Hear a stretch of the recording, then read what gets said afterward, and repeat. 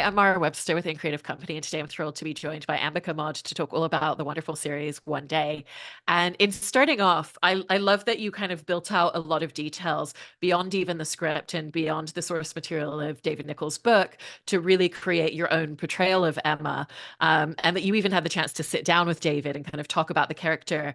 And I was interested in just that journey of really kind of shaping out elements about what you felt like her backstory was, her upbringing, her family Mm. that aren't necessarily details that we see on screen in the narrative, but are details that informed the way that you wanted to play her. Wow, that's a really good question. I've not been asked that before. And I'll try and see if I can remember any like tidbits. Yeah, I mean, that's just something that I always do. In for characters that I played, like backstory is just something that I find really, really helpful. Um, even if it's not necessarily into like massive amounts of detail. Um, But I think, especially because this character was from such a different time period to me, and like she was a different part of the country to me, and she would have grown up in a very different like climate to me. I just basically did as much research as I could into what her upbringing might have been like, in terms of like growing up in Yorkshire in the 60s and 70s as a young brown woman. And what I like to do is I get like a lot of pictures. So it's not even like necessarily that I like write out facts. Um, so I just like get pictures of like what her home might have looked like, what her school might have looked like, what her bedroom might have looked like, what her family might have looked like. And I do that for like what I think are like significant things in her life. Um, so yeah, it wasn't like necessarily like writing out or coming up with like facts about her early life. Um, Although I did do that very sort of briefly with Nicole Taylor, who was the head writer and series creator. Especially sort of when we before we started shooting. Um, but visually, like I filled in a lot of those gaps just to get like also a real sense of just like what that period looked like. And so I found that really, really, really helpful. And then again, like another big thing for me was like talking, my accent coach, Natalie Grady, was really, really helpful in sort of, I suppose, bringing out those more, I mean, as well as obviously working on the dialect and the accent, like she was really great at talking to me about like, I suppose, northernisms, especially like Yorkshireisms and like, you know, politically, socially, like attitudes and outlooks that are different to ones that we have in the South, and especially ones that, you know, might have set her apart from the way Dexter looked at the world, and even things like her sense of humor. So yeah, it was like a lot of that. Like, the stuff I did my own was like more visual. And then in terms of like the fleshing out, like the more cerebral stuff, that definitely came when I was talking to the team and talking to people I was working with. Um, um, but yeah, I didn't, did I really answer your question? What I don't, yeah. But I suppose like Emma and Tilly's relationship. Like I remember like me and Amber like created like a playlist of like their favorite songs, and we talked about like the influence that Tilly might have had on Emma, you know, in the first 4 years, well, in the 4 years of university that we don't see them together, and it was just stuff like that. But I think to us made it really real and really grounded and three-dimensional. But yeah, it's I think it's great that none of it's so explicit in the show.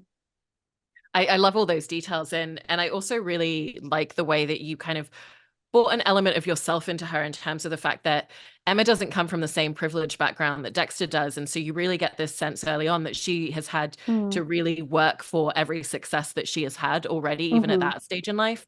And I love what you brought of yourself in terms of, you know, when you were starting out and doing comedy. So you'd be having your day job and then going out and doing gigs or doing some Mm. writing and, you know, trying to find a short film to act in at the weekend just Yeah. to kind of like gain a lot of that footing. And I was interested in just how, you know, that own path that you had created for yourself early in your career really helped you in bringing some of that forward into Emma. Yeah, it was. like it was definitely like a part of her story that I think I related to the most. Not just because like I was 26 when I was got the part and I was playing the role. So like there was so much of like her later journey that I couldn't necessarily relate to. Um, but I think when I reread the book when I was auditioning and then when I got the part, like that was always a part of her story that like just really sunk deep for me. And like it was a really like great place for me personally to be able to start out that journey for Emma because it was just a place that I identified with so inherently. Um, and I don't know, like I think that's also been part of the reason why I think so many people identify with Emma is she has that sort of every woman aspect about her where she's up against so much. Like she is such an underdog, she is such an outsider, um, which is made even more clear, you know, when you contrast her with Dexter and all everything that's given to him on a silver platter. So, I think that, you know, it's her journey from that girl who knows her worth and knows her value and knows what she's good at, but has no confidence to becoming a much mature, fully realized, successful writer is really, really satisfying. Um, and to me, I found really like I found this word really cheesy, but like I found really empowering and really um like fortifying and like validating that I think in a way time can change so much and like privilege and looks and all of that can only take you so far. And at the end of the day, like she works really hard, she fails, she has setbacks, things get really messy sometimes. Um, but she perseveres, and I think there's something so relatable about that. And I think that's why so many people see themselves in Emma when they read the book or watch the series.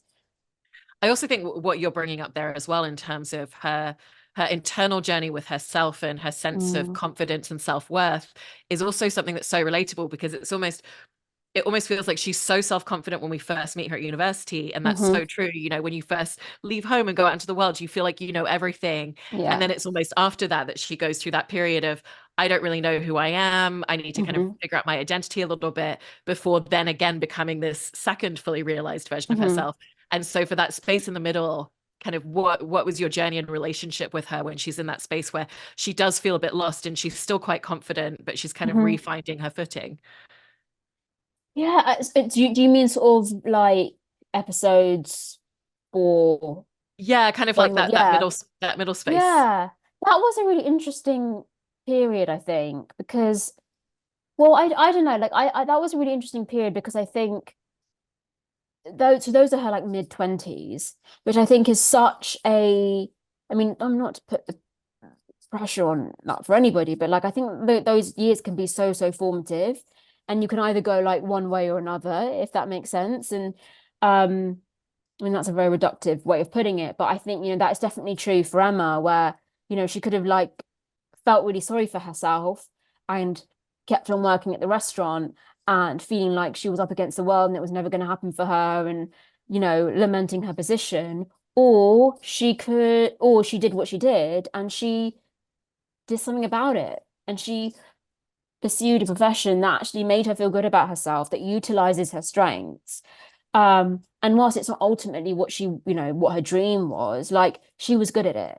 And it did give her so much confidence because it was a job that was meaningful, that she was good at, that had an impact, that changed, you know, her own tiny corner of the world.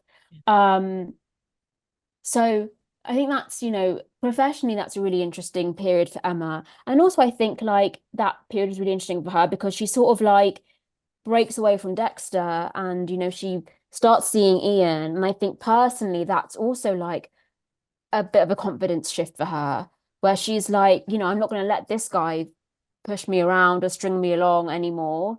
You know, we're just friends and that's all it's ever going to be. But I had this other man who is so in love with me and he treats me well. And actually, I deserve that. And I'm going to serve myself by pursuing this. I mean, again, ultimately, like, it doesn't turn out to be the right relationship for her. But I think, you know, the right person for right now. Like when they start out that relationship, like I do think they're right for each other, and I do think you definitely see what they gain from each other. Um, but I think it was just about like making it really clear to myself about why she makes all those choices. And that was really helpful. Like the writing was just so good. But I think being really intentional about like where she was in that year, but like also like why she's making the choices that she's making and why she's going down one path as opposed to another path. And what that's giving her. And yeah, I think that was a very helpful way of thinking about it. But I really like that she is really being really intentional in that moment of her life and putting herself first. Because it could easily have gone the other way. Yeah. And one of the things I love in watching the relationship and the friendship with Dexter and Emma is the way that they really do bring out the best in each other Mm. along the way, and help each other to be the best versions of themselves. And with Emma in particular, it's, I think she's got a bit of a survivalism toughness to her, and he Hmm. helps to soften those edges for her. And so in allowing those edges to become softened through the relationship with him over the series, kind of how did you view that change, or what did you want those slight differences to be that we then see in her? Oh, that's a really good question because you're so right. I think one of the things that, Dexter really does give Emma is you like taking the words right out of my mouth is that he does soften her edges. He is really like soft to all her put downs and all her like cynicisms and her like, yeah, and her, I suppose at times quite um like poking wit. But I think, yeah, I mean, it's interesting because I view it more as like her relationship with herself causing that softness. I mean, I'm sure Dexter definitely has, a hand in that. Um, but I think, especially if she becomes more confident, especially if she begins to find a purpose, I think she immediately becomes softer to the world. And actually, I don't think it's not like a journey of like her gradually becoming softer. I actually think it does more of that. Um, because I think actually in the moments where she's having a harder time are the moments when she's spikier, are the moments where she's self-preserving more, are the moments where she's being more self defensive. I mean, I think about like episode 6, for example, where you see her working at the school and, she's clearly finding purpose in what she's doing. She's really fulfilled by it. It's really challenging, but it means a lot to her. And the kindness with which she treats her students and the kindness and this gentleness with which she treats Ian, if you then contrast that to like episode 7 and 8, and she is unsure about where she is in life, what it is that she's doing. And I think because of that, she lashes out at other people. Um, so yeah, it wasn't so much a journey of like her softening, but I think, her wit is definitely like a self-defense mechanism, and it was knowing when to utilize that in a line read or in a scene and when not to. Like when she was just genuinely being funny or genuinely being a bit teasing and coy versus like when she just actually wanted to deflect and like defend herself. And um I think that was a really interesting um way of thinking about it. But then again, like, as she matures, she just does that less and it becomes more playful. And I think that is just a quality that hopefully like comes with maturity. um yeah. It's such a great point. And also in terms of talking about the way that you kind of move her forward episode by episode as we jump forward through the years. I like how you've described that instead of it being something where it was, okay, now she's this age, now she's this age, that Mm. for you, it was actually very much about what is the relationship that she has with herself and Yeah. her self-worth in Hmm. each episode. And so I was interested in kind of how you really found that that was actually the needle point to move things forward with her versus Mm. the okay, now she's 26, now she's 27, Yeah. so this would be who she is. Well, I think ages. Well, I just started off by just deciding that age is, I think, quite irrelevant. I think age and maturity, like there isn't necessarily a correlation between the two. I think it's different for so many people.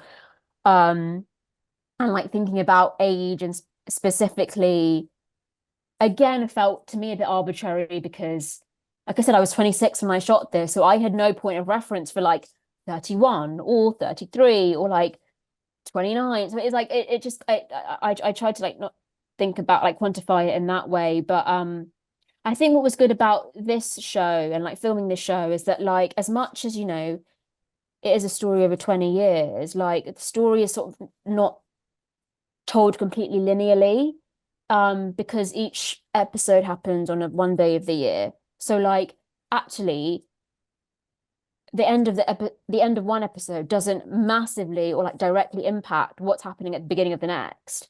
In another TV show, like I would often think about like, oh, what's happened to my character directly before this scene, or what's going to happen directly after the scene, because the timeline is so linear. Whereas with this, like there was a bit of freedom to give every episode a bit of isolation. Um, and so that helped in just being like, okay, well, where is she today? Like, what is her headspace today? Um, and obviously all the life context is really helpful to know, and it's something that, I would either take from the book or make up in my head, um, if it was relevant. But in terms of like deciding what her relationship with herself was on that day, like I just tried to be as specific as possible and not have it relate to what happened on the same day a year ago, because that's just not how life works. Like I can't remember what I was doing a year ago today. So it's like that offered a bit of freedom. But yeah, I mean, I just think like I think our relationships with ourselves, so much of our behavior is motivated by like how we feel about ourselves, and not just like big picture, but like day to day. You could just have got out on the wrong side of the bed, and like that can inform so much of how you go about your day. So, that was really like liberating about the whole process. Is that it was literally just one day of the year, and all I needed to decide was like, what is Emma feeling about herself on this day? Um, and that I think definitely became easy as like the shoot went on, because I just became much more familiar with her. And then also like it was in the writing as well. Like, I think there are several moments where the writing did so much of the heavy lifting for us. But I think just making it that really clear intentional choice was helpful. Also, in terms of what you were talking about, in terms of it being quite linear, at the same time, you were filming the first few episodes, but also scenes from episode 14 because of everything taking place location wise in Scotland. And I was interested if and how that actually really helped you in being able to look at the bookend and kind of like where that journey was going for the two of them, Mm, especially when it comes to that impact that she has had, not just on Dexter, but everyone around her, and kind of essentially what it was all building up to. mm. Yeah, I mean, it was really like an intimidating thing to have to do. I mean, obviously we were so lucky in that we had a book, so we knew of their journeys, and we knew of the intricacies of like what was going to happen to them over the next 20 years. But in terms of like physically playing her, like I just hadn't thought about it. Like I hadn't like thought about physically like what that would look like playing her. Again, not just playing her in her late 30s, but then also, she's a ghost. Like she's not she's dead at the moment, so she's actually just, a manifestation of Dexter's imagination um in that scene. Um so that was, I think, just a moment when I really just had to trust the writing and trust our director Molly Manners, who and just trust they had like a really thorough tracking of these like of these characters and of the story. And I suppose in terms of like the impact she has on the people around her, like, and the impact that, that her death has on that final episode. I mean, that's not something I massively thought about too much. Just because she's dead. Like she knows she's gone. She doesn't have to think about that stuff. But I mean, I always think about like I always use like that scene where he has the flashback and of them coming down off the sea, and she gives him that big speech about we can just be friends, and it's obviously not something that we saw in the first episode. And I remember like we were driving to Arthur's Sea, and it was like the second or third day there, and it was like the end of the day that and I was really worried about the speech. I was like, I don't know what to do with this. Like it feels like a massive moment and a massive responsibility. And actually, like it changes the axis of the way that we viewed their entire relationship. Like she actually had so much of the power and the agency. I think at the beginning we watch it, we're like, oh, like this guy's stringing her along, but actually she's the one who, motivated their friendship. But I just remember feeling quite stressed about that. Because it was like this big speech. And I think what helped was just remembering that like I just needed to forget the context of the future because it's not relevant to her. Like she is just a woman in that moment, and all she knows is like the events of that day. Um and like that massively just simplified it for me.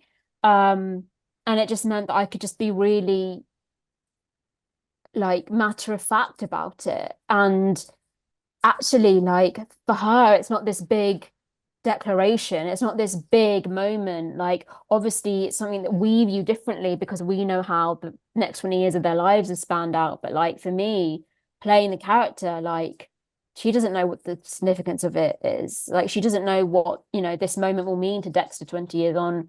So I think just like I think simplifying things as much as possible was always my go-to if things felt too big or like they bore a lot of weight, which obviously I mean I think is natural in a story like this, but I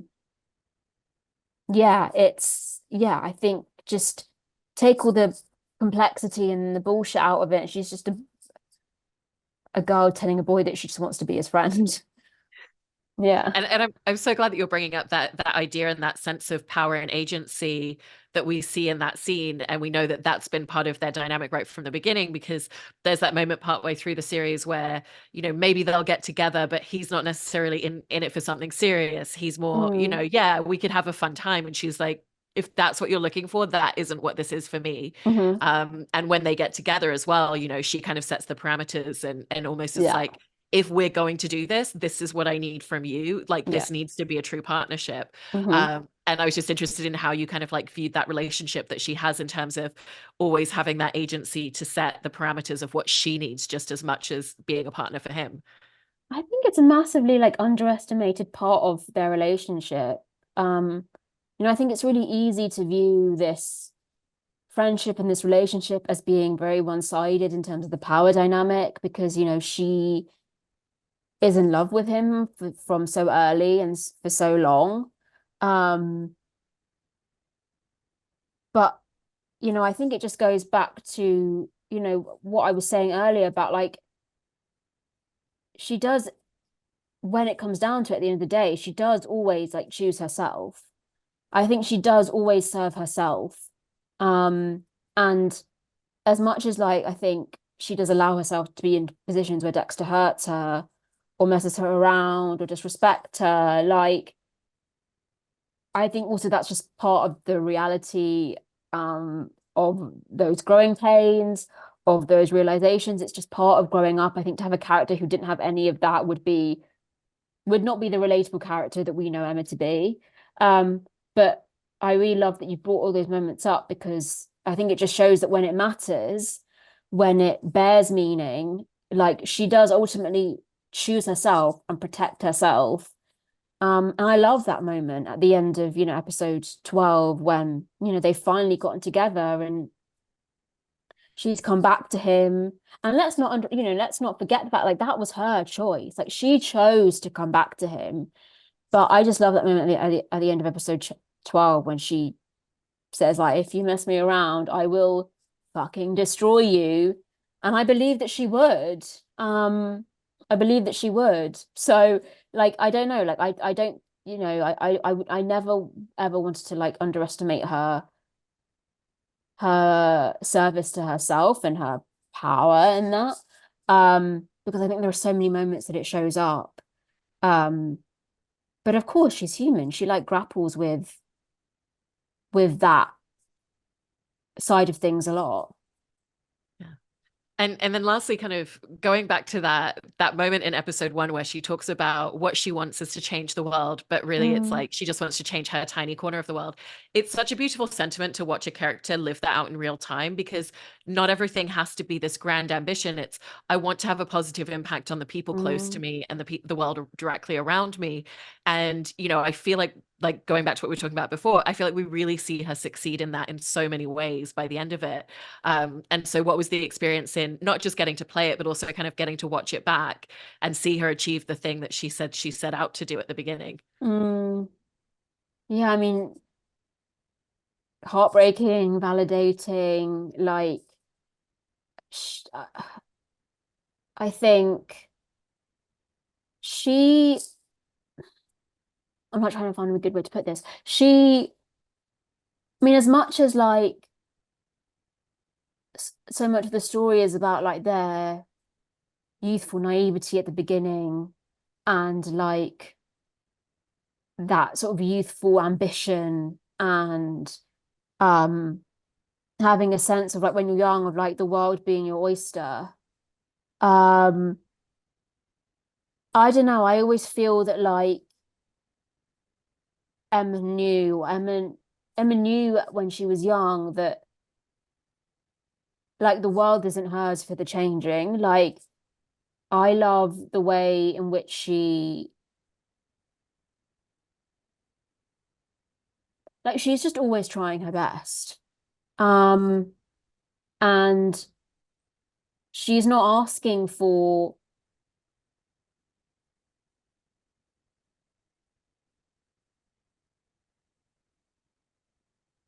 I think what Emma but playing Emma taught me, and especially like her trajectory of like wanting to change the world in tiny ways, and then you see the ending and all the difference that she's made to the people in her personal circle, but also like the effect that she had on like that student who's going to go to Edinburgh and study English, and the effect that she had on Ian and on her friends and on not Dexter, not least of all. But I think what it taught me was just that like life really is in those small moments. Like it really like is in those small accidents and like brushes of fate, and those are the things that can have like mammoth impacts on our lives over decades and decades. Like just like Emma and Dexter meeting, like wasn't this cosmic union, it was just like it was an accident and it was quite awkward and there are many missed opportunities, but like the effects that it has on them and the people around them are massive. And I think that's what playing her taught me, that actually like life is just a series of small choices. Life is just a series of small moments. And like um as much as she's at the beginning, she's this very moralistic, idealistic person. Dexter makes that joke in episode 13 about like him not being able to eat a Kit Kat without her like protesting about it. Like I think that growing up can like harden you to those things, because you realize that actually it's harder and harder and harder to have like a big social impact, but you can impact people in small ways every single day. And I think that's what I find so profound about this story and about Emma in particular, because like to me, I don't know if this is like a bit arrogant because I played her, but to me that whole episode is about like how loved she was. And like how she was probably loved far beyond her wildest imagination. So yeah, I think it's definitely made me more observant of those small things, I guess. And I suppose grateful for the small things and the small moments and those um more meaningful interactions and experiences and relationships. I think that's what the book does so beautifully. Definitely. I mean, I really, really love that sentiment, and I think you're so right. And it's one of the reasons why it resonates with people so much Mm. throughout. I love your introspect on all of this. It's been so Oh, fascinating to hear. So thank you so much. I really appreciate it. no, thank you so much for your questions. They were really, really lovely. Thank you.